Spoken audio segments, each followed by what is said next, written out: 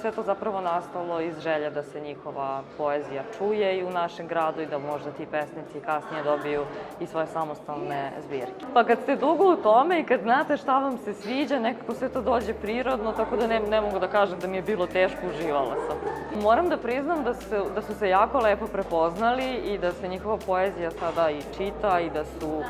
poželjniji jer su prepoznatljiviji, da su se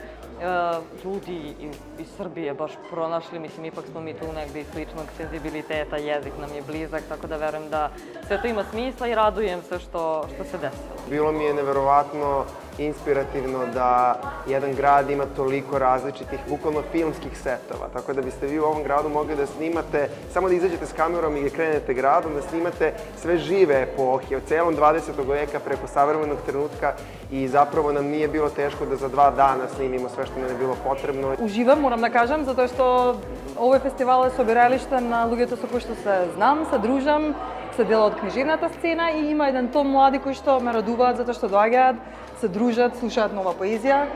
го слушаат и она кое што имаме да го понудиме од интернационалната програма, а во однос на промоцијата вечера можам да кажам дека беше како да сум била со друштво собрана и сме си направиле убав еден собир и сме си ги раскажале нашите песни. Бидејќи е многу едноставно кога си тука и кога го правиш тоа и го пишуваш секојдневно, меѓутоа кога ќе те преведат на друг јазик,